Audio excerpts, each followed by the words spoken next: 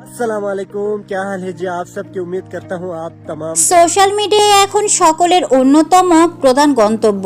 বিশ্বজুড়ে কোটি কোটি মানুষ প্রতিদিনই ব্যবহার করছেন সামাজিক বিভিন্ন মাধ্যম, আর তাই স্বভাবতই কন্টেন্ট ক্রিয়েটরও এখন বড় এক পেশা হয়ে উঠেছে। ভালো ও শিক্ষণীয় বিষয়ের ফাঁক গলে কেবলমাত্র ভিউ পাওয়ার জন্য কেউ কেউ করেন আপ্রাণ চেষ্টা। ব্যতিক্রম যে আছে, এবার তারই প্রমাণ দিলেন পাকিস্তানি জনপ্রিয় খুদে কন্টেন্ট ক্রিয়েটর সিরাজ ও মুস্কানের বাবা।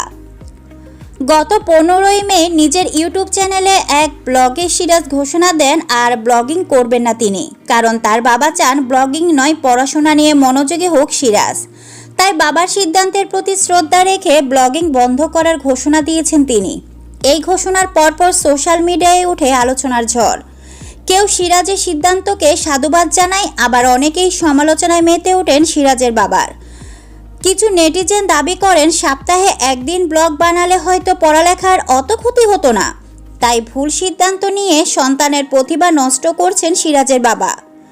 তবে আলোচনা সমালোচনার মাঝে এবার মুখ খুললেন সিরাজের বাবা।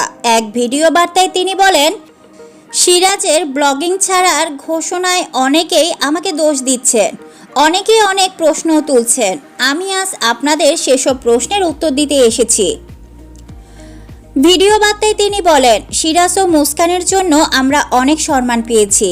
আমরা পাহাড়ি মানুষ, সাধারণ জীবনযাপন করি। অল্প বয়সে জনপ্রিয় হয়ে যাওয়ার সিরাজের আচরণ পরিবর্তন হয়ে যাচ্ছিল। মানুষের সঙ্গে কিছুটা কঠোর আচরণ করছিল সে, একই সঙ্গে পড়ালেখাও অমনোযোগী হয়ে পড়ছিল। তাই আপাতত সিরাজকে আমি ব্লগিং থেকে সরিয়ে নেওয়ার সিদ্ধান্ত নিয়েছি। ভিডিও বার্তায় একদম শেষে তিনি বলেন, এত সাবস্ক্রাইবার বা ভিউ আমি চাই না। ভিডিও বার্তায় একদম শেষে তিনি বলেন, এত সাবস্ক্রাইবার বা ভিউ আমি চাই না। সিরাজের জন্য যদি কখনো আমাদের গ্রামের মানুষের ভালো কিছু হয়, একটা হাসপাতাল বা একটা স্কুল, তাহলে সেটাই হবে আমাদের জন্য গর্বের ব্যাপার।